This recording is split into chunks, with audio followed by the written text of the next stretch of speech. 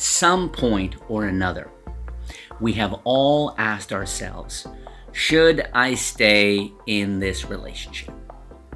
Now, in this context, I'm not thinking about business relationships, okay? That's a different headset, different list of priorities and all of that, different psychology. I'm assuming this is a romantic relationship with your boyfriend, your girlfriend, your husband, your wife, whatever. Should you stay in the relationship? Now, this is a question that, if you're like me, can take up a lot of your reality, a lot of your time, a lot of your focus. And I want to share with you 3 just guiding ideas on this, okay? This is a hard place to be. It's very layered. There's a lot of factors, time of life and dynamic of the relationship and your relationship history, your pattern with other people. There's a whole bunch in here, but these are 3 tips I think that no matter where you are on this situation or in this situation, I think they really can help, of real value. First tip. Do not focus on the other person. Do not focus on who you think she is or who you experience he is. Okay?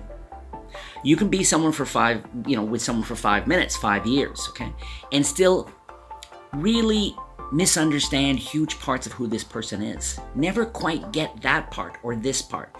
And it's such a cliche to avoid taking responsibility for our role in the relationship, avoid taking responsibility for our constant choice to stay in the relationship, to avoid all that by focusing on the other person. How they're this and they're that and they're this, and stop. Okay, that's not helping you. Somebody else would experience that other person in different ways.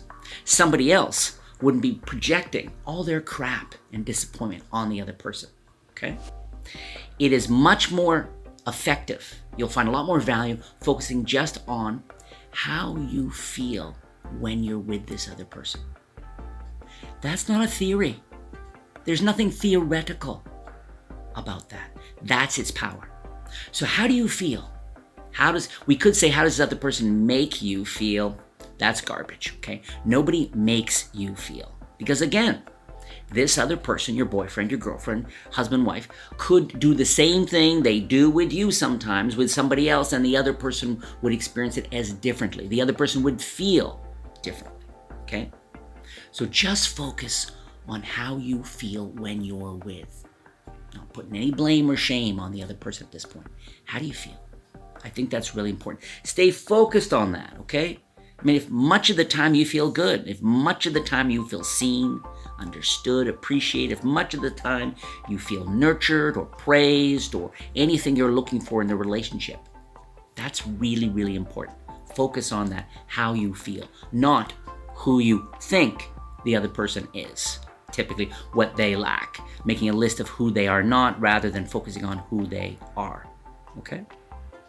So how does the person make you feel? Second tip.